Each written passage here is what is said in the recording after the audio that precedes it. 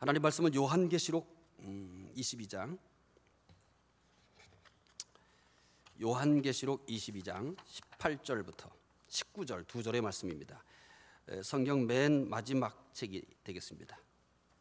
423쪽입니다. 요한계시록 22장 18절과 19절 두 절의 말씀입니다. 요한계시록 22장 18절 19절 두 절의 말씀 함께 읽겠습니다. 내가 이 두루마리의 예언의 말씀을 듣는 모든 사람에게 증언하노니 만일 누구든지 이것들 외에 더하면 하나님의 이 두루마리에 기록된 재앙들을 그에게 더하실 것이요 만일 누구든지 이 두루마리의 예언의 말씀에서 제하여 버리면 하나님이 이 두루마리에 기록된 생명나무와 및 거룩한 성의 참여함을 제하여 버리시리라. 아멘.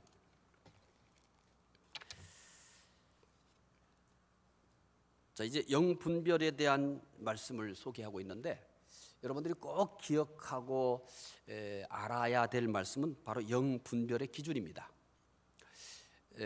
좀 여러 주 이렇게 토막토막 소개를 하다 보니까 연계성이 떨어지는 그런 약점을 가지고 있습니다. 오후 예배는 뭐 피할 수 없는 그 단점인 것 같습니다. 그래서 이제 이 말씀 끝나고 오후 예배를 지금 준비를 하면서 상당히 이렇게 연계성이 떨어져도 말씀을 듣는데 무리가 없는 내용을 선택을 해야 될 텐데 상당히 고민이 큽니다. 이제 주일 예배는 다음 주부터는 이제 다음 주 본문 말씀이 여러분들에게 미리 예고가 됩니다. 한 10주 가량은 믿음에 대한 말씀을 소개할 겁니다. 근데 설교의 패턴을 미리 말씀드리면 기납법적 설교를 합니다. 그러니까 가장 제가 설교를 하고자 하는 내용이 맨 뒤에 있습니다. 그러니까 끝까지 들으셔야 됩니다. 그러니까 지금까지 들었던 말씀은 대부분이 이제 연역적 방법을 많이 사용합니다. 근데 주로 이제 섞어서 많이 쓰기 때문에 여러분들이 대부분 아마 익숙해져 있을 겁니다. 그런데 거의 믿음에 대한 설교를 10주 동안 할 경우는 10주 분량 전체가 아마 기납법적인 방법을 선택할 계획입니다. 그러니까 여러분들이 잘 듣지 않으면 저 목사 무슨 얘기하지? 왜 성경과 딴 얘기하지? 이렇게 우려할, 염려할 그런 분도 있을 수 있습니다. 성경 본문에서 하고자 하는 내용은 맨 뒤에 있습니다. 먼저 그런 것들을 차근차근 이렇게 생각하시면 됩니다. 도레미파솔라시도 하나하나 계단으로 하고자 하는 얘기를 이렇게 계단 형식으로 해서 절정에 올라가는 그런 방법입니다. 끝까지 들으셔야 그러니까 설교의 내용을 알 수 있습니다. 그러니까 졸아도 마지막에 들으면 됩니다. 이게 이제 기납법적 설교의 가장 중요한 장점입니다. 앞에서 실컷 졸다가도 맨 뒤에 가서 뭐 하면 돼요? 정신 차리면 됩니다. 앞에는 무슨 얘기했어요? 맨 뒤에 할 얘기를 이렇게 설명해 온 것뿐이니까 한 10주 정도는 빠지시면 안 됩니다. 제가 왜 이렇게 얘기할까요? 들으셔야 도움이 됩니다. 여러분이 생각했던 믿음과 제가 목회하면서 지금까지 이제 헤아려 보니까 여기서만 이제 금년이 2016년이잖아요. 이제 원로 목사 될 해가 됐어요. 나이는 그래도 20년 됐어요. 20년. 96년에 왔는데 금년이 2016년이잖아요. 20년만 하면은 원로 목사가 돼요. 참 벌써 그렇게 됐어요. 그러면서 이제 많은 고심을 합니다. 나는 얼마나 변했으며 나와 같이 신앙생활하는 성도들은 얼마나 변했는가? 교회는 얼마나 행복해졌는가? 교회는 앞으로 어디로 가야 하는가? 우리들의 문제는 뭔가? 그렇다면 그 문제를 어떻게 해결해야 되는가? 이런 많은 고민들을 합니다. 그러면서 기도하면서 그러니까 지금부터 이제 하는 설교들은 대부분이 이제 20년째 하는 설교들은 대부분이 이제 우리의 삶의 현실적인 문제들을 설교한다고 보시면 됩니다. 그러니까 저게 설교냐 걱정이냐 이렇게 생각할 수도 있는데 괜히 제가 성경을 많이 안다고 성경을 많이 얘기해봐야 속된 말로 뭐예요? 도루묵이에요. 왜냐하면 의미가 없어요. 그래서 도대체 어떻게 설교해야 되고 무엇을 해야 될 것인가라고 하는 것의 가장 큰 고뇌가 뭐냐면 우리가 지금 부딪히고 있는 삶의 문제들을 그것들을 해결하기 위해서 설교를 듣고 있는 게 아니냐. 내가 공연히 신학적인 뭔 차원 높은 설교를 한다고 성경을 갖다가 그냥 한 절 한 절 한 단어 하나 해석해 준다고 해서 성도들이 기억할 일도 아닌 것이고 또 내가 고상한 사람이 되는 것도 아니고 그냥 쉽게 살자. 근데 어렵게 설교하는 게 더 쉬울까요? 쉽게 설교하는 게 더 어려울까요? 쉽게 설교하는 게 더 어려워요. 저는 어렵게 설교하는 것이 훨씬 쉽습니다. 쉽게 설교하는 것이 몇 배 더 힘들다고 생각하시면 됩니다. 그런데 그게 교회를 위해서도 그렇고 저를 위해서도 그렇고 현실적인 것이 아닌가 그런 생각을 합니다. 어머니도 섭섭하셨죠? 다음 주 기대하십시오. 공평합니다. 저거 목사가 남자여가지고 오늘 진짜 불편하게 만들었네. 아니 그러지 않아요. 다음 주 남자들 꼭 머리채를 잡고라도 끌고 오십시오. 다음 주를 벼르셔서 남자들을 다 끌고 오셔서 앉히시기 바랍니다. 가능하면 현실의 문제들을 좀 심도 있게 다루면서 여러분들을 좀 행복하게 해드리고 싶어요. 개인 한 분 한 분이 행복하고 가정이 행복하고 그러다 보면 교회도 행복하지 않겠습니까? 그래서 뭐 다음 주는 빠지든지 마시든지 뭐 그건 여러분이 알아서 할 일이고 남자들 집단으로 뭐 빠지셔도 뭐 큰 문제는 없고 근데 그 다음 주 10주 동안은 여러분들의 신앙에 고민을 좀 할 겁니다. 그러면서 도대체 우리가 믿는다는 것이 제대로 믿고 있는 건지 내가 지금 사는 것이 제대로 살고 있는 것인지 내가 안고 있는 문제들은 어떻게 해결할 것인지 비록 10주 짧은 시간 동안이지만은 제가 준비한 거 10주 분량이에요. 또 하나님이 계시를 주셔서 20주 하게 될지 그건 모르는 일이고 일단은 10주 분량으로 준비해 가지고 소개를 할 계획입니다. 많이 관심 가지시고 여러분들이 제가 다루는 주제가 어쩌면 여러분들이 생각하는 것과 약간의 차이가 있을 수는 있지만은 아마 모두 공감할 수 있는 문제들을 10주 동안 다루게 될 거고요. 여러분의 신앙생활에 있어서 많은 새로운 시선을 가지고 보고 또 많이 여러분들이 좀 깨닫는 시간이 되지 않을까 생각합니다.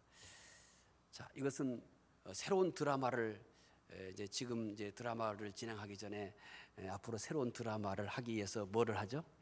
광고하잖아요. 광고 시간이었습니다. 다음에 진행할 주일 오전 예배 설교에 대한 광고였습니다. 공익 광고입니다. 자, 영 분별의 기준 복습하겠습니다. 가장 중요한 게 뭐죠? 영 분별의 기준 가장 중요한 것.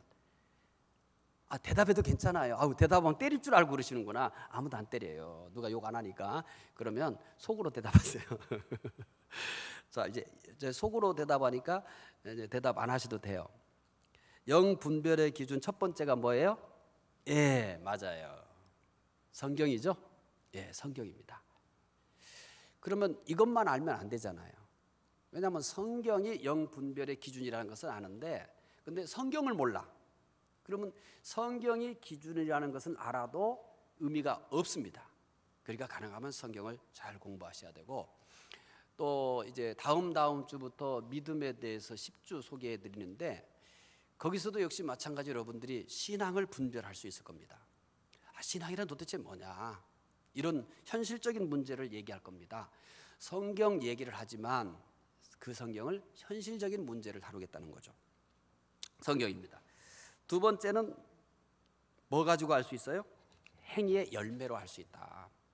열매는 속일 수가 없습니다. 좋은 나무가 좋은 열매를 맺어요. 나쁜 나무는 나쁜 열매를 맺게 돼 있습니다. 자, 그러면은 거짓 영의 특징에 대해서 얘기했었어요. 첫째, 뭘 한다고 그랬냐면 다른 복음을 전한다. 이것도 역시 뭐를 이해하지 못하면 저것이 다른 복음인지 바른 복음인지 몰라요? 성경을 모르면. 여러분을 둘러먹기 쉬울까요? 어려울까요? 쉬워요. 쉬워요. 아셨죠? 너무너무 쉬워요. 그러니까 여러분들이 신천지에 안 앉아 있는 것은 성경을 잘 알기 때문에 그래서 여기 앉아 있는 게 아니에요. 그냥 어쩌다 보니까 나를 안 건드려. 건드렸어요? 건드렸는데 안 가셨어요? 그러면 거기 가기 귀찮아서 그랬을 거예요. 그냥 다니던 데가 좋아. 뭐 여기에 특별히 좋은 건 없지만, 또 좋은 건지 뭔지 모르지만, 사람은 원래 변하는 걸 좋아해요? 싫어해요? 싫어해. 그냥 내가 여기 다녔으니까 다니는지도 몰라요. 아니면 여러분은 아예 건들지 않았든지, 건들어도 꼭 현찮은 놈이 건들었든지, 뭐든지 아무튼 우리가 여기에 앉아 있는 분명한 이유는 쟤네들을 이길 만한 대단한 무장을 했기 때문은 아니에요. 아무튼 그것도 은혜예요. 그렇죠? 은혜죠. 나를 계속 쫓아다니면서 그렇게 해봐요. 참 고역스럽죠. 은혜입니다. 어쨌든 어떤 이유로 인해서든 저기에 가 있지 않는 것도 은혜다. 그 은혜라고 생각 안 해보셨죠? 당연히 내 대단한 능력이라고 생각했죠. 은혜입니다. 왜 은혜냐? 다른 복음을 구분할 능력이 없는데 여기 앉아 있다는 것이 얼마나 은혜예요. 그렇잖아요? 그러니까 성경을 공부할 때 잘 하셔야 되고, 설교를 그냥 설교로 듣지 마시고 들으면서 여러분들이 자꾸 깨달으시면은 다른 복음이 귀에 거슬리게 돼 있어요. 들을 때 너무 입신만 하지 마시고, 벌써 입신하시려고 그러세요. 시작도 안 했는데. 근데 하셔도 괜찮아요. 아버지 집에 와서 주무시는데. 유모 집사님은 얼마나 참 이쁜지 몰라요. 입신할까봐 미리 또 그냥 커피를 마시는데 왜 마시느냐 그랬더니 입신할까봐 겁나서 마신다고 그래요. 그래서 제가 그랬어요. 그거 마셔도 입신하더라. 괜히 커피 마시고 싶어서 마시면서 입신 안 하려고 마신다고 그래요. 제가 유심히 지켜보고 있어요. 유모 집사는 우리 교회에 한 20명 됩니까? 한 20명 되기 때문에 절대 이름을 얘기 안 했어요. 그렇죠? 아내가 장모 집사입니다. 왜냐하면 장 집사는 많잖아요. 안 많습니까? 그분은 어디 가셨어요? 그러시구나. 지금 대답하신 분입니다. 대답하는 거 보니까 아직은 저 커피 효과가 있는 것 같습니다. 설교의 능력이 아니라 뭐의 효과? 커피 카페인의 능력입니다. 입신에 안 들어간 이유는, 자, 다른 복음을 전한다라고 그랬어요. 두 번째, 거짓된 영은 뭐를 섬기게 한다고 그랬어요? 다른 신을 섬기게 한다. 다른 복음, 다른 신을 알아내는 방법은 뭐밖에 없어요? 성경밖에 없는 거예요. 그러니까 성경을 모르면 이러한 거짓 영들의 특징을 얘기한다 하더라도 효용성이 없습니다. 그 다음에 세 번째는 뭐라고 얘기했어요? 속인다는 겁니다. 자, 저 사람이 지금 속이고 있다. 이것도 구분할 수 있는 기준이 뭐겠어요? 성경밖에 없어요, 여러분. 쟤 속인다. 저 거짓말한다. 그 다음에 네 번째는 뭐라고 말씀을 했습니까? 비도덕적이다. 이거는 성경이 아니어도 압니다. 대부분 이 사이비 집단은 비도덕적입니다. 가장 우선순위를 어디에 둘까요? 개인도 아니고 가정도 아니고 사회도 아니에요. 어디죠? 자기들이 속한 집단이 1순위입니다. 1순위예요. 우리는 뭐가 1순위냐? 물론 하나님이시겠죠. 그런데 하나님 이제 전제해 놓고 그 다음부터 1순위가 뭐냐라고 얘기한다면은 1순위가 고정되어 있지 않습니다.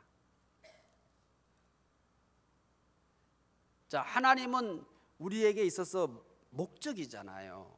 그러니까 하나님에 대해서는 이제 우리는 더 얘기하지 않아도 알아요. 그러면 그 다음부터 1순위가 뭐냐라고 얘기한다면 언제나 교회여야만 하는 건 아니에요. 때로는 교회여야 할 때가 있어요. 왜냐하면 여러 가지 지금 교회가 처한 상황들이 교회를 1순위로 돌봐야만 하는 상황이 될 수 있어요. 그런데 언제나 교회가 1순위는 아니에요. 지금 가정이 위기예요. 그럼 그때는 어디가 1순위겠어요? 가정이에요. 지금 우리 아이들이 상당히 여러 가지 상황에서 내 손길이 많이 필요해요. 그랬을 때는 뭐가 1순위일 수가 있어요? 자녀들이 1순위가 있죠. 직장이 지금 위기예요. 내 사업이 지금 어디로 갈지 몰라요. 그랬을 때는 뭐가 또 1순위가 될 수 있는 거예요? 직장과 사업이 1순위가 될 수 있는 거예요. 그러니까 하나님 빼고 1순위라고 하는 것은 고정되어 있어요? 고정되어 있지 않아요? 고정되어 있지 않습니다. 상황에 따라서 우리는 이것이 1순위가 될 수 있고 저것이 1순위가 될 수도 있는 거죠. 하지만 어떤 상황을 떠나서도 언제나 가장 1순위의 비중을 차지하는 게 뭐냐면 가정이에요. 항상 가정만 1순위가 되면 교회는 또 여러 가지 어려움이 되죠. 그런데 보편적인 입장에서는 때로는 교회가 1순위가 될 수 있다고 그랬잖아요. 그런데 그런 특별한 상황들을 빼놓고 우리가 보편적 상황 속에서는 언제나 어디가 가장 소중히 여겨야 된다는 거예요? 가정입니다. 가족입니다. 자, 그 다음에 이 거짓된 영은 뭘 따르게 만들어요? 탐욕을 따르게 합니다. 거짓된 영의 특징이 뭐냐면 탐욕을 따르게 돼 있어요. 그러면 지금까지 여러분들이 쭉 살펴봤던 것 중에 가장 가공할 만한 공격이 뭐냐면 탐욕입니다. 탐욕이 없는 사람 있을까요? 탐욕은요, 때로는 거룩한 모습으로 와요. 예를 들어서 우리 교회가 5,000명이 돼야 된다. 자, 교인이 5,000명이 돼야 된다는 것은 거룩을 위장한 탐욕입니다. 뭘 위장한 탐욕이라고요? 거룩을 위장한 탐욕이에요. 교회의 내장이나 이것은 하나님께 예배드리는 공간이기 때문에 어떻든 간에 교회는 이런 내장제를 쓰고 이런 좋은 시설들을 해야 된다. 이것도 뭘 가장한 탐욕이에요? 거룩을 가장한 탐욕입니다. 가끔 타 종교입니다만 이렇게 어떤 상에다가 막 금칠한 상들 있죠. 있어요. 그거는 오래 못 갑니다. 그런 걸 보면서 뭐냐면 얘도 썩었구나. 이제 여러분들이 성지순례 혹시 가게 되면 이제 그 베드로 성당을 가요. 그 벽이 뭘로 내벽이 금칠로 돼 있습니다. 그 시대에 그것은 뭘 얘기해 주냐면 화려함을 얘기해 주는 것이 아니라 뭘 얘기해 주는 거예요? 타락상을 얘기해 줍니다. 종교가 자꾸 화려해지면 지금 뭐 하고 있다고 생각하시면 돼요? 타락의 길을 가고 있다고 생각하시면 됩니다. 혹시 제가 은퇴를 해서 우리 교회가 숫자적으로 늘었고 많이 부흥을 했어요. 그래서 시설들이 더 필요해요. 시설들이 더 필요하더라도 거룩을 가장한 탐욕을 부리지 마시기 바랍니다. 우리에게 편리한 시설이면 돼요. 그리고 깨끗하면 돼요. 그 이상은 뭐예요? 거룩을 가장한 탐욕입니다. 자꾸 이 덩치를 과시하려고 하는 것, 숫자를 과시하려고 하는 것, 다 거룩을 가장한 탐욕이라고 보시면 됩니다. 비전이 아닙니다. 크게 하시거나 우리의 능력을 배가시키는 것은 우리 손에 있는 게 아니라 누구에게 있냐면 하나님에게 있습니다. 크게 하거나 작게 하거나 누구의 손에 있어요? 하나님에게 있습니다. 비전을 가장해서 허세를 부리거나 비전을 가장해서 사치를 부리는 종교는 끝난 겁니다. 따라서 탐욕은 개인적으로도 마찬가지예요. 내가 어떤 탐욕을 부릴 때 탐욕이라고 생각하지 않습니다. 왜냐하면 기준을 어디다 놓고 있기 때문에 그래요? 대부분의 일반적으로 사는 사람들에게다 기준을 놓기 때문에 그렇습니다. 우리의 기준은 어디에 있냐면 예수 그리스도입니다. 나보다 먼저 믿는 사람이 기준이 될 수가 없습니다. 이 세상에는 아무도 기준이 될 수는 없어요. 도움이 될 수는 있고 참고가 될 수는 있지만 기준은 누구밖에 없다고 생각하시면 돼요. 예수 그리스도밖에 없습니다. 그래서 언제나 우리는 기도해야 됩니다. 늘 이런 이야기를 하죠. 내가 기도할 때 평생을 가지고 씨름해야 될 것 중에 하나가 있습니다. 그 중에 하나도 뭐냐면 탐욕을 버리는 겁니다. 탐욕이 없다고 하는 사람만큼 거짓된 사람은 없어요. 전 욕심 없어요. 그래요? 욕심 없는 사람 있을까요? 전 욕심이 많아요. 욕심 없는 것처럼 보이는 것은 위장한 거예요. 어마어마하게 많아요. 그래서 늘 이렇게 기도한다고 그랬잖아요. 하나님, 돼지처럼 탐욕스러운 저를 용서해 주세요. 매일 기도하는 것 중에 빠지지 않는 제목 중 하나가 뭐냐면 하나님, 저는 돼지처럼 탐욕스럽습니다. 제 탐욕을 버릴 수 있게 도와주세요. 딱 서보니까 성자 같고 욕심이 하나도 없는 것처럼 보여요? 잘못 보고 있는 거예요. 엄청 탐욕스럽습니다. 그런데 이 탐욕을 사탄은 어떻게 우리에게 심어줘요? 당연하듯이. 때로는 뭘로 위장해요? 비전이라는 것으로 위장해서 우리에게 탐욕을 줍니다. 저에게 주는 탐욕은 뭘까요? 어떤 도전일까요? 바로 거룩으로 위장된 탐욕입니다. 그러니까 탐욕이 아니고 언제나 무엇으로 제가 속아 넘어갈 수 있어요? 비전이라는 것으로.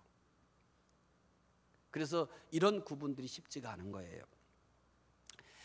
거짓된 영은 우리를 뭐를 따르게 만든다고요? 탐욕을 따르게 합니다. 탐욕을. 자, 이제 거룩한 영의 특징입니다. 거짓된 영의 특징을 얘기했습니다. 이제 거룩한 영의 특징이에요. 요한복음 3장 5절에 보면은 거룩한 영, 성령은 어떤 특징을 가지고 우리에게 나타나는가를 보여주는 가장 소중한 말씀입니다. 요한복음 3장 5절입니다. 거룩한 영의 특징 첫 번째입니다. 자, 찾았으면 함께 읽어보겠습니다. 요한복음 3장 5절입니다. 자, 입신이 오신 분은 성경을 찾으시고, 성경을 찾지 않는 분들은 지금 어디 속에 들어가 있는 거죠? 입신에. 그걸 구분하기 위해서 성경을 안 띄워주는 겁니다. 자, 성경을 안 찾는 분이 몇 분 계시는데 입신 상태에 들어가신 겁니다. 괜찮아요. 이따가 끝날 때만 깨십시오. 혼자 앉아 있으면 괜히 좀 무안하니까. 축도할 때는 꼭 깨셔야 됩니다. 근데 참 희한해요. 그렇게 깊이 주무시더라도 축도 시간을 어떻게 알아듣고 다 깨요. 참 은사예요. 그렇죠? 장조사님? 엄청난 은사예요. 너무 좋아해. 자기 이름 불러줬다고. 요한복음 3장 5절입니다. 함께 읽겠습니다. 예수께서 대답하시되 진실로 진실로 내게 이르노니 사람이 물과 성령으로 나지 아니하면 하나님 나라에 들어갈 수 없느니라. 거룩한 영의 가장 중요한 특징이에요. 거룩한 영의 가장 중요한 특징이 뭐냐면 우리를 뭐하게 만든다고요? 거듭나게 한다는 겁니다. 거룩한 영의 제일 중요한 특징이 뭐라고요? 거듭나게 한다. 이제 거듭난다라고 하는 것은 어떤 특징들을 가지고 있느냐라고 하는 것은 이후에 따로 설명을 할 겁니다. 오늘 이 거룩한 영이 거듭나게 했을 때 거듭났다라고 하는 것은 도대체 뭔가, 그리고 나는 정말 거듭남는가, 이런 얘기들은 따로 이제 이 거듭남에 대한 이야기들을 또 다시 준비해서 할 겁니다. 하나 말씀드리고 싶은 것은 거듭난다라고 해서 어떤 사람들 얘기처럼 거품을 물고 막 땅에 나자빠져서 뒹굴고 뭐 이래야만 거듭나는 것은 아닙니다. 거듭난다라고 하는 것이 막 콧물은 다 쏟아붓고 그냥 막 머리를 쥐어 뜯으면서 내 죄를 토해내듯이 속이는 것까지 다 토해내는 것이 꼭 거듭난 것의 증표는 아닙니다. 때로는 내가 거듭났는가, 거듭났지 않았는가, 거듭난 것 같기도 하고 그렇지 않은 것도 아닌 것 같기도 할 수 있습니다. 그러니까 거듭남에 대해서 너무 오해하지 말라는 겁니다. 너무 특별한 거듭남에 대해서만 간증을 들었기 때문에 모든 거듭남이 뭐 해야만 된다고 생각하는 거예요? 특별한 나에게 어떤 일이 일어나야만 된다고 생각하는 겁니다. 아무 일도 안 일어나고. 그래서 예수님이 이렇게 해요. 성령으로 거듭난 것에 대해서 바람이 어디서 불어서 어디로 가는지 모른다고 얘기해요. 그렇듯 거듭남이 때로는 우리에게 너무 미미할 수도 있습니다. 봄의 바람, 내 볼에 불어오는 봄바람보다도 더 부드러울 수도 있습니다. 강력해야만 거듭난 것이 아니라 내가 느끼기에 미약할 만큼 부드럽게 내 안에서 일어나는 거듭남도 충분히 있기 때문에 너무 여러분들은 거듭남에 대해서 스트레스 받지 말아요. 이 부분은 따로 떼어서 얘기할 거니까 이제 거듭남에 대해서 얘기하니까 여러분 스스로가 이렇게 고민할 수 있잖아요. 나는 거듭났는가? 거듭났다는 간증을 들을 때마다 사람이 뒤집어졌더만, 뭐 콧물을 다 흐르더만, 막 머리를 쥐어 뜯고 땅에서 뒹굴더만, 막 토했다더만. 나는 토한 것도 없고 액체라고 하는 것은 아무것도 나온 것이 없어요. 여름에 집회에 참석해서 삐질삐질 땀만 흘린 것밖에는 내가 분명히 거듭난 것이 없어요. 그런데 그 땀은 어디에서도 있을 수 있는 일이에요? 잠자면서도 있을 수 있는 일이고, 뭐 어디서 놀다가도 있을 수 있는 일인데 그것 가지고 거듭났다고 할 수 있겠는가? 이런 고민을 한다면 부질없는 고민입니다. 다음을 기대하시기 바랍니다.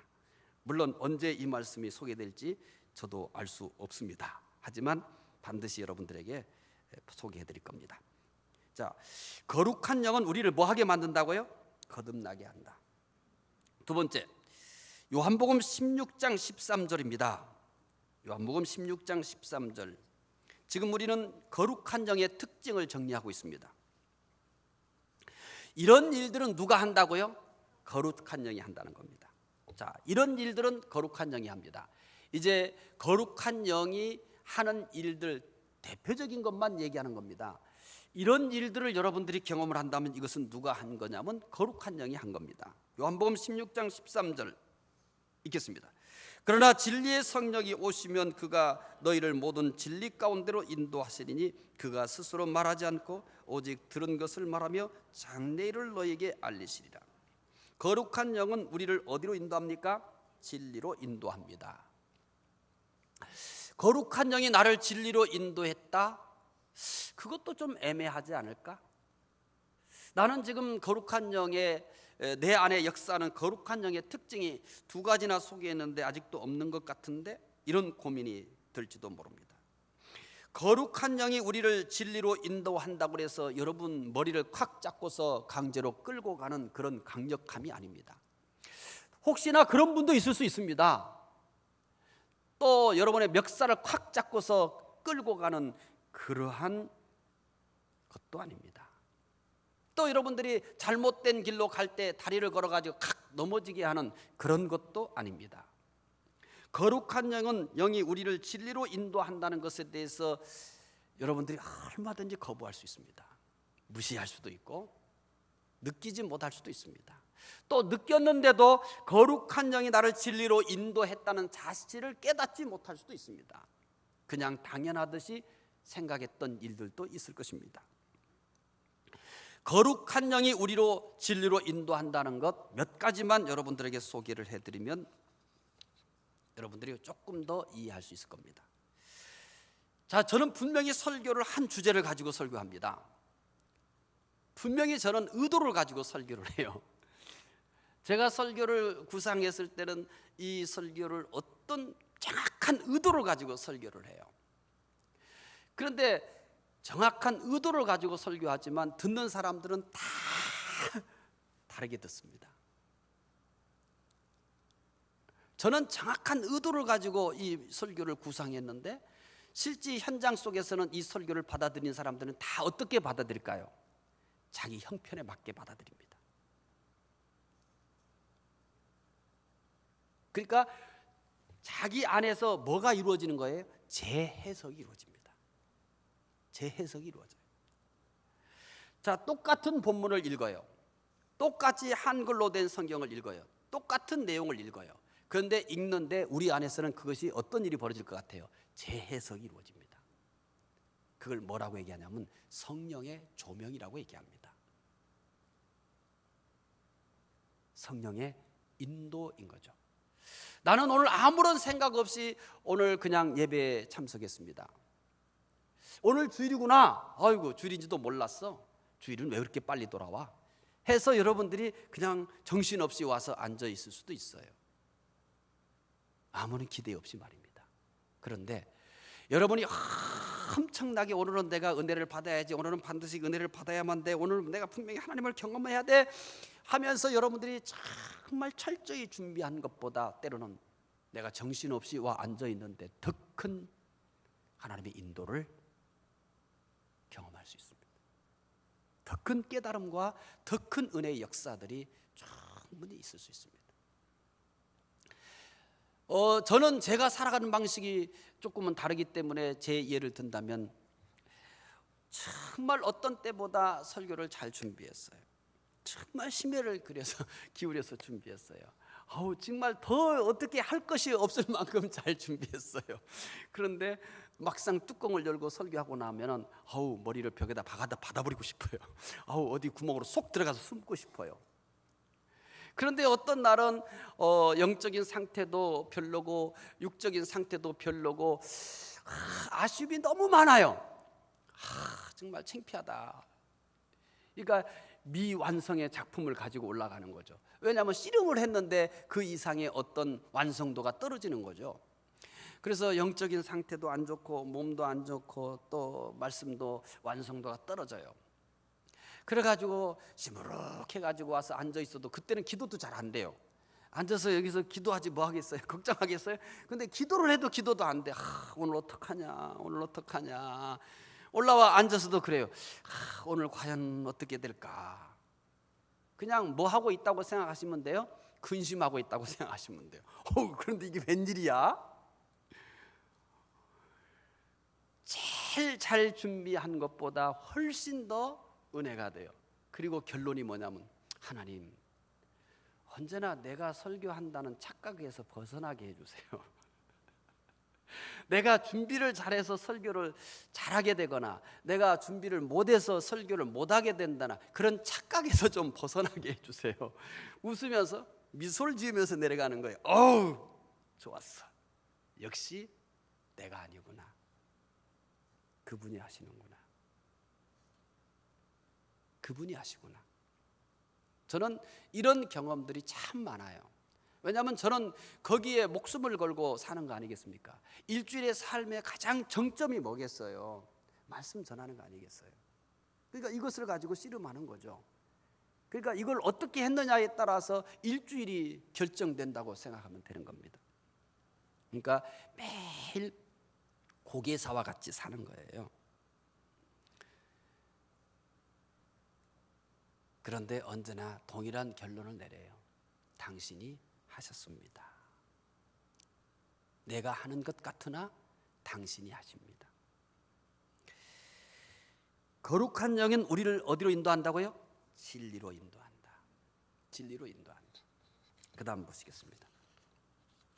세 번째, 거룩한 영은 또 뭘 할까? 요한복음 15장 26절입니다. 읽을까요? 요한복음 15장 26절. 함께 읽겠습니다. 내가 아버지께로부터 너희에게 보낼 보혜사 곧 아버지께로부터 나오시는 진리의 성령이 오실 때 그가 나를 증언하실 것이요.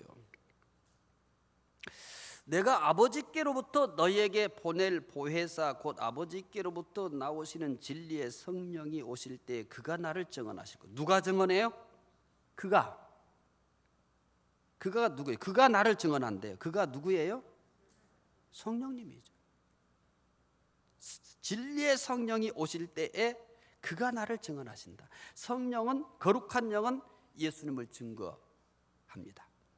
사도행전 1장 8절에서는 더 분명하게 표현을 합니다. 사도행전 1장 8절을 읽어보겠습니다.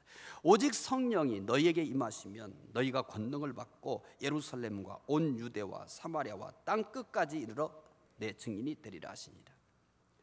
자, 어떻게 해서 우리가 증인이 돼요? 어떻게 해서 우리가 예수님의 증인이 돼요?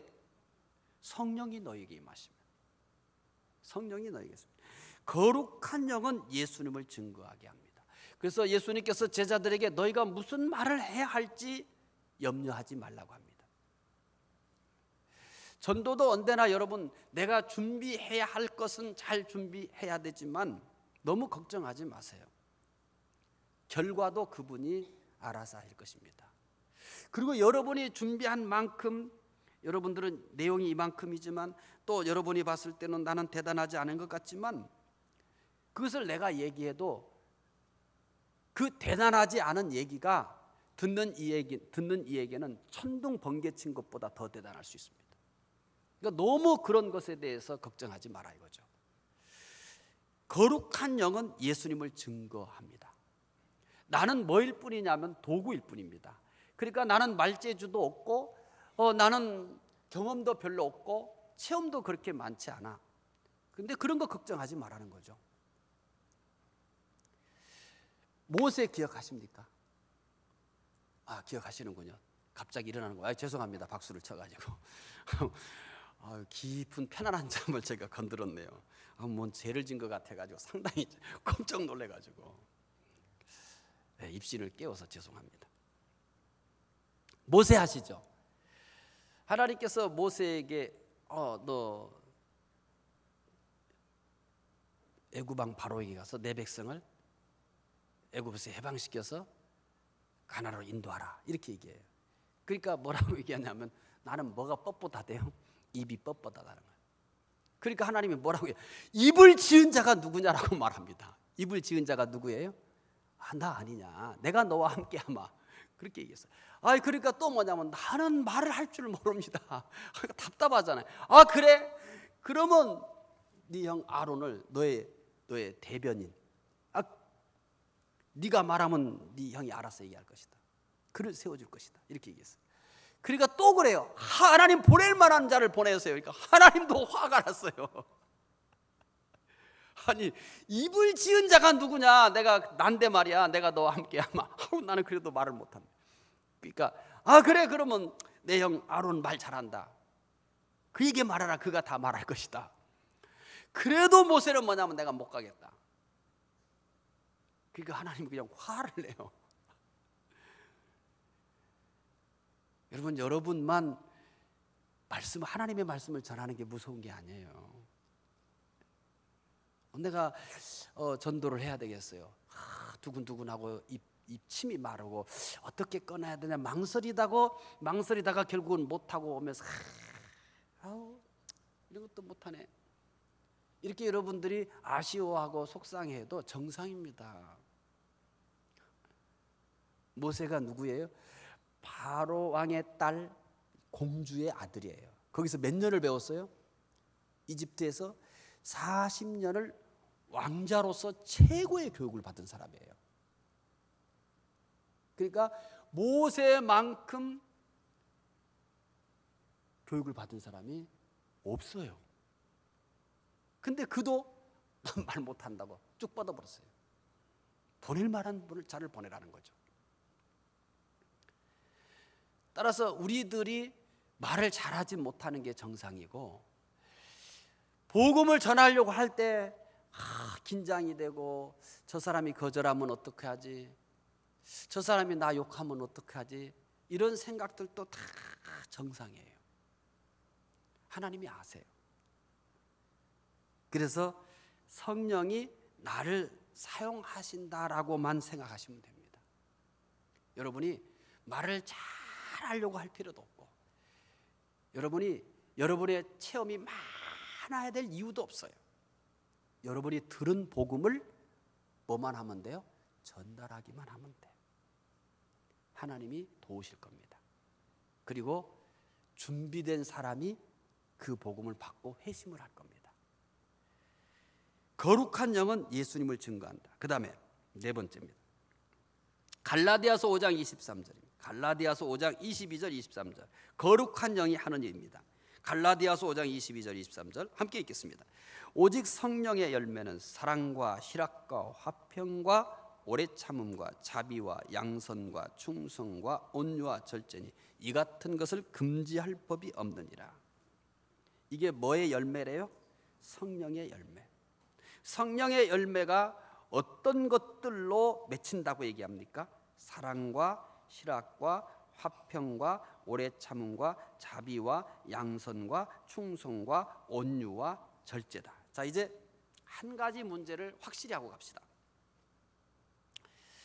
사과 열매를 잘 맺히게 하기 위해서 우리는 뭐를 해야 할까요? 난 사과 농사 한 번도 안 해봤어. 죄송해요. 그럼 복숭아로 바꿀게요. 복숭아는 더 어려운데 배로 할까요? 배? 그것도 어려운데 그럼 토마토로 할까요? 해본 게 없어. 토마토는 집에서 이렇게 해볼 수도 있잖아요. 그러면 오이로 할까요? 다들 별로 관심이 없네. 네 마음대로 해. 이 얘기 같아요. 네 마음대로 토마토로 하든지 뭘로 하든 네 마음대로 해. 그런 표정 같아요. 호박으로 할까요? 제가 제일 좋아하는 호박으로 할게요. 왜 웃으세요? 저는 호박을 너무 좋아하거든요. 호박으로 할게요. 제가 너무너무 좋아하고 사랑하는 호박으로 할게요. 호박이 잘 맺히게 하기 위해서 어떻게 해야 돼요? 이제 여러분 호박 그 열매를 가지고 씨름해요? 그럼 어떻게 해요? 어떻게 해야 돼요? 호박 나무예요? 그 뭐라고 해야 돼요? 호박 줄기. 그래요, 호박 줄기라고 합시다. 호박에다 어떻게 막 기름칠하고 막 호박에다가 막 뭐를 해야 돼요? 그럼 뭐를 하면 되죠? 호박 이 줄기에다가 영양을 공급하고 얘에다가 필요한 걸 주면은 이게 호박이 잘 맺혀요? 그 어려운 걸 어떻게 아셨어요? 그런데 왜 성령의 열매는 몰라요? 왜 자꾸 사랑하려고 하죠?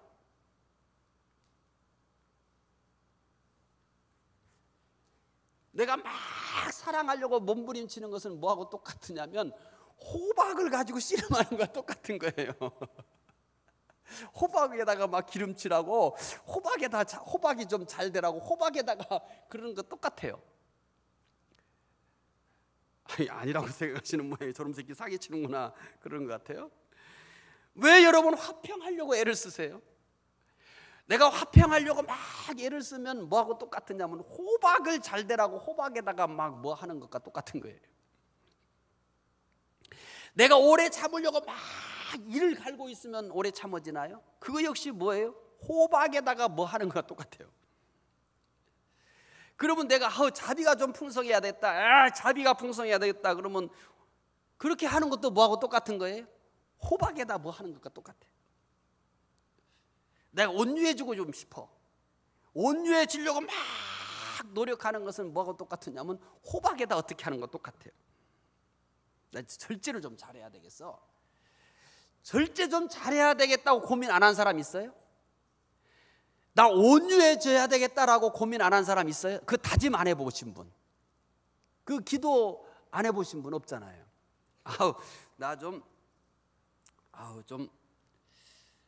사랑이 좀 많아야 되겠다, 내가 사랑 좀 해야 되겠다라고 기도 안 하신 분 있으세요? 기도도 안 하니까 그게 안 되는 것 같구나. 기도 좀 해보세요. 되나?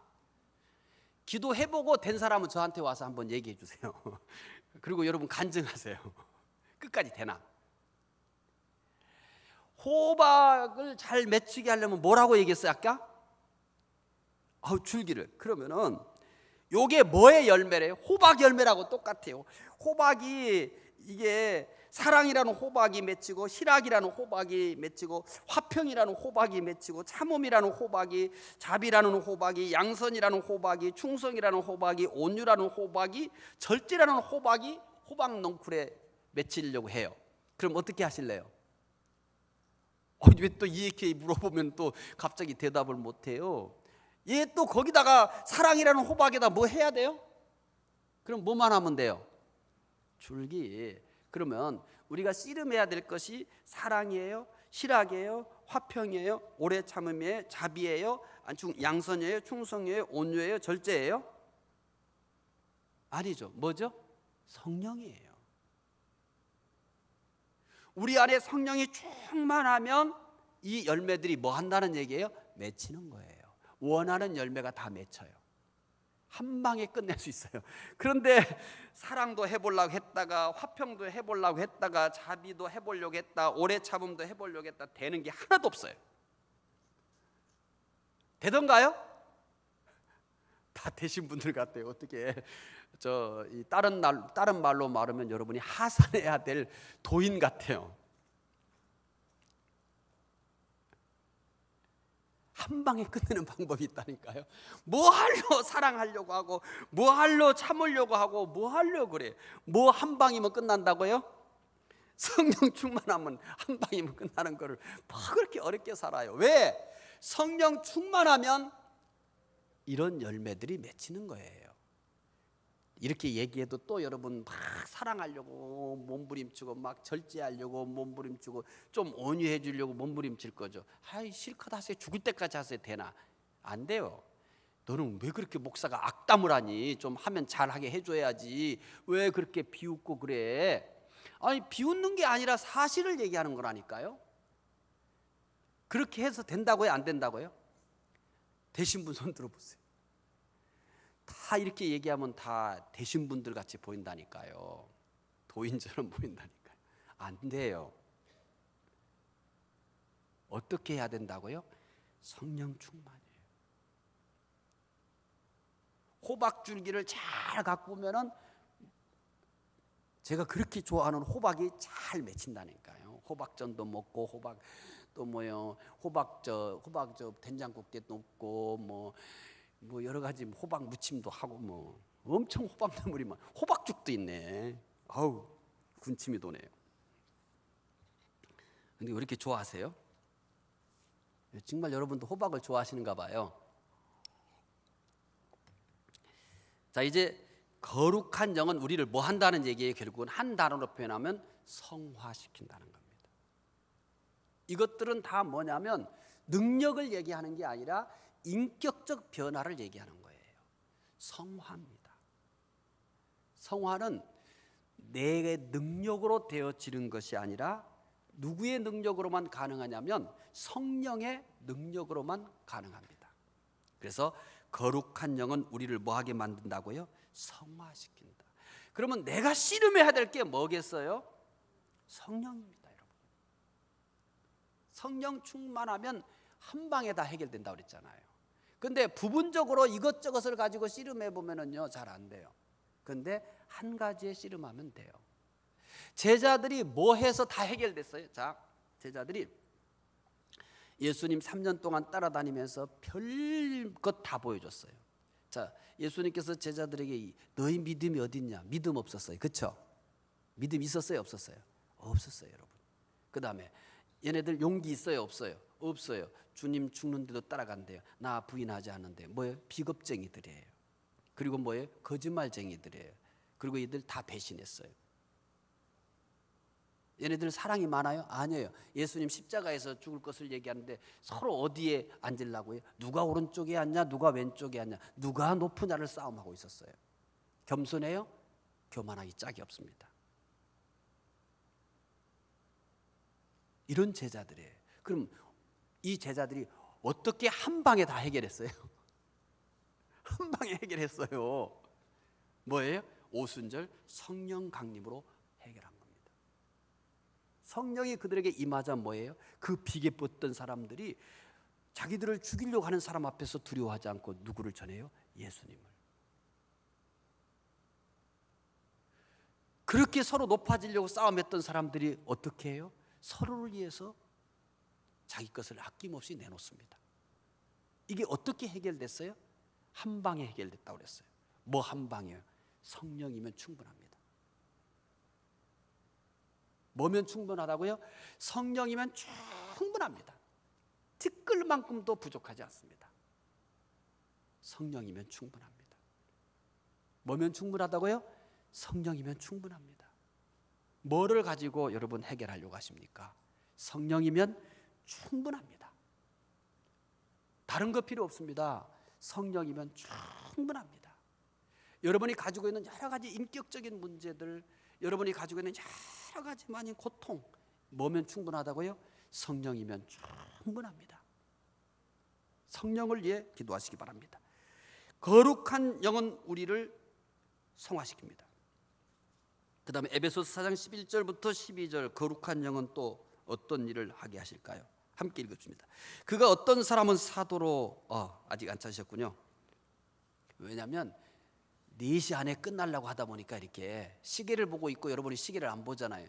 저는 시계를 보고 있기 때문에 얼마나 피곤해요. 1분이라도 빨리 끝내고 싶어가지고 저는 6시까지 서 있을 수 있어요. 자, 에베소 4장 11절부터 12절 읽겠습니다. 그가 어떤 사람은 사도로, 어떤 사람은 선지자로, 어떤 사람은 복음 전하는 자로, 어떤 사람은 목사와 교사로 삼으셨으니 이는 성도를 온전하게 하며 봉사일을 하게 하며 그리스도의 몸을 세우려 하십니다. 거룩한 영은 우리에게 뭘 주어요? 은사를 주어서 뭐하게 만들어요? 봉사하게 하게. 이제 이 부분도 또 언젠가 다시 거론해야 될 부분이, 우리 한국교회 은사는 뭐예요? 과시용이야. 내가 이래, 나 이런 은사가 있어. 근데 성경에서 말하는 은사는 뭐 하기 위해서요? 봉사하게 하기. 봉사가 없으면 은사도 없습니다. 뭐를 하기 위한 은사냐면 봉사하기 위한 은사예요. 나 이런 은사 받았고, 나 이런 은사 받았다고 과시하고, 그래서 내 믿음이 특별하고 내 믿음이 대단하고 그렇게 하기 위해서 은사 주지 않았습니다. 그 은사들은 다 하나님께서 거두가셔야 될 은사입니다. 하나님이 거두가지 않고도 계속해서 그런 은사들이 나타난다면 거룩한 영의 은사가 아닙니다. 사탄의 은사입니다. 성령의 역사하면 반드시 자동적으로 따라오는 게 하나 있어요. 겸손이에요. 저 사람이 진짜 성령의 은사를 받았다면 반드시 뭐가 동반된다고요? 겸손이 동반되는 겁니다. 그런데 성령의 은사를 받았다고 하면서도 성령의 은사 없는 사람보다 더 교만해, 이 사람은 가짜입니다. 뭘 보아 안다고 그랬어요? 그 열매를 보아, 그 행위를 보아 진짜인지 가짜인지 알 수 있다고 얘기했잖아요. 진짜 성령의 역사는 반드시 뭐가 동반된다고요? 겸손이 동반됩니다. 왜요? 이게 다 은혜이기 때문입니다. 은혜이기 때문에 나를 얘기할 수 없습니다. 나에게 이런 은사가, 나는 이런 은사를 받을 자격이 없어요. 받을 자격이 없는 나에게 은사를 주셨으니 여러분, 감사와 겸손밖에는 없습니다. 그에게 표현되는 것이 있다면 두 가지밖에 없어요. 뭐예요? 감사와 겸손입니다. 진짜 성령의 은사로 그가 여러 가지 다양한 역사들을 일으키고 있거나 경험하고 있다면, 그게 진짜라고 한다면 두 가지밖에 표현이 안 됩니다. 그게 뭘까요? 감사와 겸손입니다. 왜요? 나 같은 것에게 이런 은혜 주셨으니 감사할 뿐이고, 나 같은 것에게 이렇게 은혜를 주셨으니 뭐 할 수밖에 없는 거예요? 겸손할 수밖에 없는 겁니다. 성령의 은사로 이런저런 다양한 역사들이 일어난다. 그러면 그게 진짜냐 아니냐를 알고 싶으면 그 사람에게서 두 가지가 나타나지 않으면 가짜입니다. 그게 뭐예요? 감사와 겸손입니다. 거룩한 영은 우리에게 뭘 주었어요? 은사를 줘. 뭐 하게 한다고요? 봉사하게 한다. 그래서 어떤 사람은 사도로, 어떤 사람은 선지자로, 어떤 사람은 복음 전하는 자로, 어떤 사람은 목사와 교사로. 은사는 정형화되어 있지 않습니다.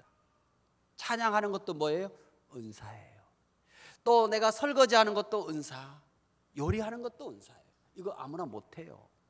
나는 죽었다 깨어도 난 설거지는 난 못하겠어. 그런데 그거 핑계도 난 설거지 은사가 없다고 하면서 설거지 안 하시면 안 돼요. 은사가 없어도 보편적으로 해야 할 일이 있어요, 없어요? 있지요. 찬양의 은사를 가진 사람은 찬양을 더 특별하게 하면 되는 거고, 찬양의 은사가 없어도 찬양해야 돼, 안 해야 돼요?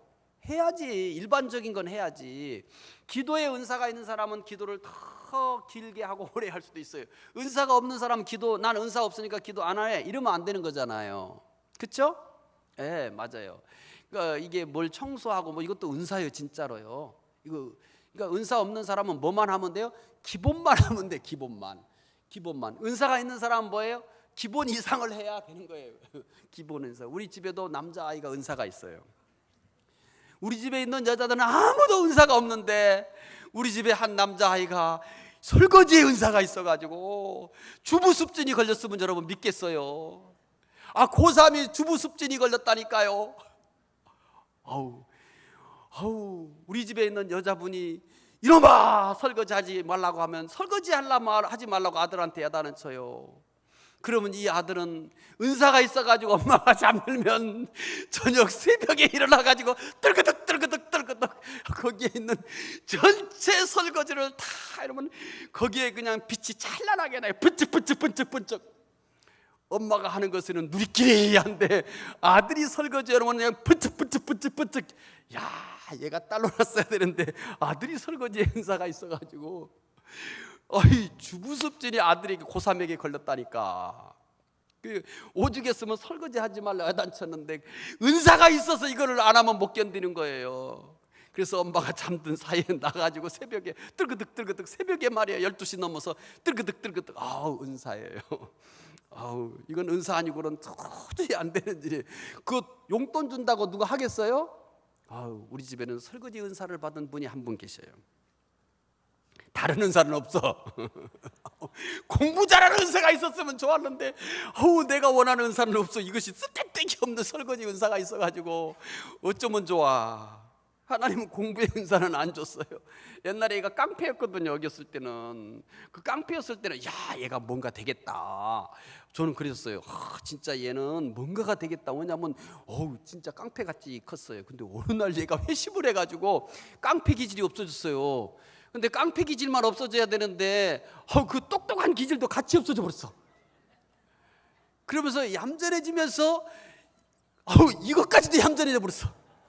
이것이 명석해야 되는데 이것이 없어져 버렸어요. 성격도 얌전해지고 머리도 얌전해져 버렸어요. 그러면서 새로운 은사가 그에게 주어졌는데 설거지의 은사였어요. 쓰잘데기 없는 은사가 있어가지고. 근데 하나님 보실 때는 쓰잘데기 없는 건 없을 거예요. 그렇죠? 그래서 우리가 더 수명이 길어졌는지 몰라요. 우리 가족들이 질병에 걸리지 않고 그런지도 몰라요. 치명적인 병균이 거기에 있었는데 얘가 그냥 바짝바짝 씻어가지고 가족의 생명을 연장시켰는지 그건 누가 알겠어요? 하나님만이 아시지. 자, 거룩한 영은 우리에게 뭐를 주어요? 은사를 주어서 뭐하게 만든다? 봉사하게 한다. 과시하게 한다. 자랑하게 한다? 아니에요. 뭐하게 한다? 은사를 주어 봉사하게 한다. 마지막 복음입니다. 에베소서 4장 3절. 에베소서 4장 3절. 마지막. 자, 에베소서 4장 3절을 읽어보겠습니다. 평안의 면은 줄로 성령이 하다 되게 하신 것을 심써 지키라. 거룩한 영은 뭐하게 한다고요? 하나 되게 한다. 거룩한 영은 뭐하게 한다고요? 하나 되게 한다. 내가 하나 되려고 하면 하나 될까요? 안 될까요? 죽었다 하나 안 됩니다. 세상에 내 마음에 꼭 맞는 사람이 몇 명 있을까요? 없어. 나도 아니야. 나도 내 마음에 안 들어. 그러니까 결국은 뭐예요? 세상에 내 마음에 꼭 맞는 사람은 한 명도 없어요. 심지어 누구도 없어요. 나도 아니야. 세상에서 제일 나하고 안 맞는 사람이 누굴까요? 나인 줄 모르시죠? 나예요. 마음에 맞아서 하나 되려고 한다면 여러분들은 빨리 천국 가셔야 돼요. 여기에 그런 일은 안 일어나요. 저 사람은 너무나 마음에 나하고 안 맞아. 그런 말 하지 말아요. 왜 그래요? 나도 내 마음에 안 맞는데. 맞으면 이상한 거예요. 자, 내 아내가 내 마음에 꼭 맞아. 그럼 이상한 거예요. 이건 내 아내가 아니야. 누굴까요? 천사야, 천사. 어떻게 내가 천사하고 살아요? 이 부정한 남자가. 어떻게 천사를 건드려요? 큰일 나. 손도 만지면 안 돼요. 어떻게 천사를 범합니까? 내 남편이 내 말 꼭 맞아. 그러면 여러분 그날로 큰일 난 거야. 그건 누구예요? 누굴까요? 천사예요, 천사. 여러분 천사하고 사실래요? 얼마나 재미없다고요. 아이고, 천사가 아니니까 재밌지. 천사하고 살면 좋을 것 같아요? 아이고, 여러분 미쳐버려요. 어떻게 맞짱 뜰 거야? 어떻게 이것저것 시켜 먹을 거야? 할 수 있어요? 못해요. 내 마음에 안 드는 것에 감사. 언제 한번 여러분 감사해 보세요. 하나님, 언제나 그놈이라고 했었는데 그분이 내 마음에 안 맞은 것이 너무 감사해요. 그분이 내 마음에 꼭 맞았다면 그분은 내가 시켜 먹을 수도 없고 그분에게 화도 낼 수도 없고 짜증도 낼 수도 없고 맞짱 뜰 수도 없는데 그분이 내 마음에 안 맞아서 이렇게 내가 하고 싶은 말 또 이 말도 저 말도 함께 성질도 내고 그러는 거예요. 얼마나 감사해. 감사 안 한 것 같아요. 그럼 천사하고 살래요? 재미 하나도 없어요. 하나도 못 시켜 먹거든요. 거룩한 영은 하나 되게 한다는 얘기는 뭐예요? 하나 될 수 없는 것을 하나 되게 하는 거예요. 하나 될 수 있는 것을 하나 되게 하면 그 성령이 아니에요. 그렇죠? 하나 되게 할 수 있는 것을 성령이 했다고 해요? 성령이 안 해도 되는 건데, 오죽 여러분 하나 되는 게 불가능했으면 누가 하나 되게 한다고요? 성령이. 그래서 거룩한 영은 뭐하게 한다고요? 하나 되게 한다. 평안에 매는 줄로 성령이 하나 되게 하신 것을 우리는 뭐만 하면 돼요? 힘써 지키면 돼요. 누가 하나 되게 해요? 성령이. 혹시 여러분 하나 되셨나요? 여러분 했다고 착각하지 마세요. 성령이 하신 것을 내가 뭐 한 거예요? 지킨 것뿐이에요. 교만하지 마세요. 어느 날 내가 대단히 마음이 좋아져가지고 드디어 이제 내 남편 내 아내하고 마음이 통해. 내가 성화된 줄 아세요?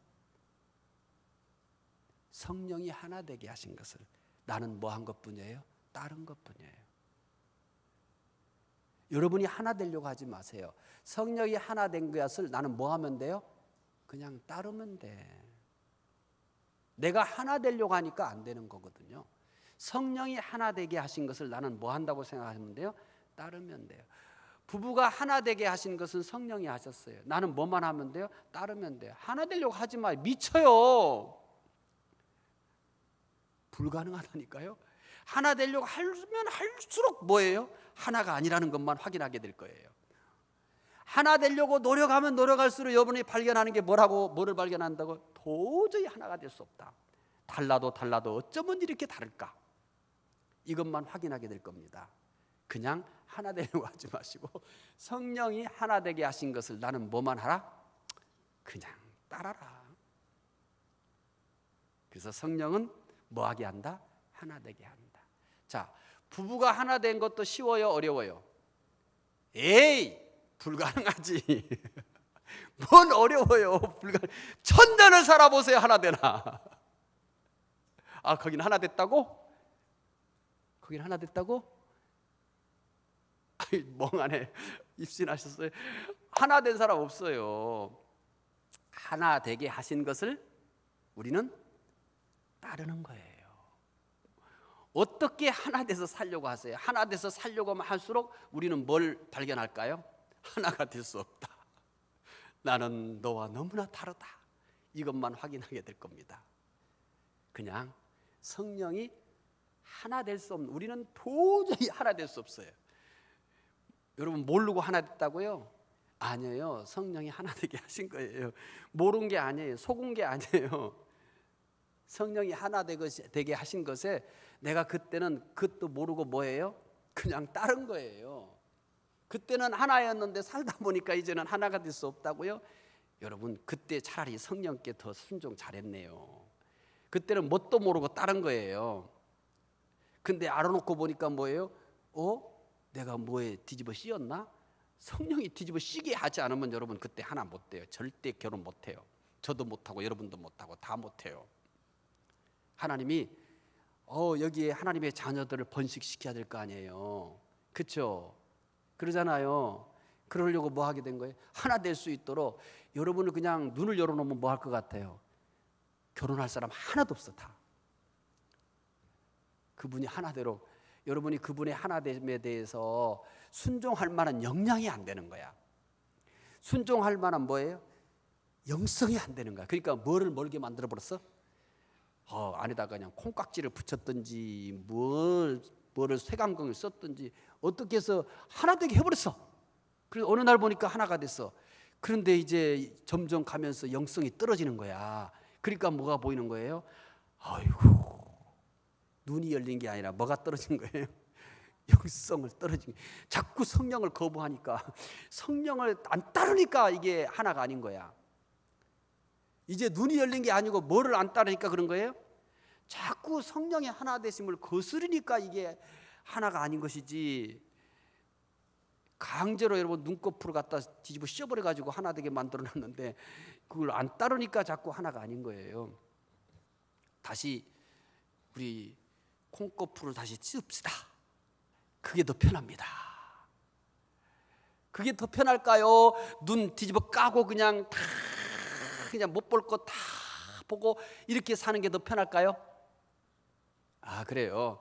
그냥 성령이 씌워진 대로, 원래 씌워진 대로 씌워주시옵소서 하시고 그냥 따라가십시다. 아멘을 하나도 안 하네, 이 양반들이. 성령이 씌워주신 것 다시 여러분 써요. 뭘 맞춰가지고 하나 되려고 하지 마요. 그건 주님 오실 때까지 안 돼. 상대를 변화시키거나 나를 변화시켜서 하나 되는 일은 벌어질까요? 안 벌어질까요? 안 이루어져요. 나는 열심히 노력해서 변하면 억울해. 야, 나는 하나 되려고 이렇게 애를 쓰고 넌 변하는, 너는 왜 안 하니? 근데 그 사람도 사실은 하긴 했어. 그러니까 내가 하나 되려고 나를 죽일수록 하나 될 수 없는 일들만 생길 줄로 믿으시기 바랍니다. 나만 억울하게, 나만 노력하는 것 같대. 근데 사실 상대도 노력을 하고 있었거든요. 그런데 그걸 못 보고 뭐만 노력하고 있는 것 같아요? 나만 노력하고 있는 것 같아. 그러니까 분해가지고 하나 되려고 애를 쓰면 애를 들수록 뭐를 발견할 거냐면 절대 하나 될 수 없다는 사실을 하나씩 둘씩 더 확인하게 될 겁니다. 방법은 하나입니다. 마음에 맞는 걸 찾지 마시고 성령이 하나 되게 하신 것을 그냥 따르십시오. 하나님께서, 성령께서 여러분 눈에 씌워주신 콩꽃불을 다시 뒤집어 쓰고 그냥 성령이 하나 되게 하신 것을 따르시는 방법밖에는 도리가 없습니다. 이게 성경의 지시입니다. 아멘을 하나도 안 하네. 그만해야 되겠다. 기도하겠습니다. 하나님 감사합니다. 거룩한 영을 통해서 우리 곳에 우리를 주시고자 하시는 것이 무엇인지 깨닫게 해주시옵소서. 거룩한 영은 우리를 거듭나게 하며 진리로 인도하며 예수님을 증거하게 하며 우리를 성화시키며 우리에게 은사를 주셔서 봉사하게 하시며 또한 하나 되게 하시는 거룩한 영을 깨닫게 해주시고 거룩한 영의 인도를 따라 살 수 있는 주의 성도들 되게 하여 주시옵소서. 감사하며 예수 그리스도 이름으로 기도드리옵나이다. 아멘.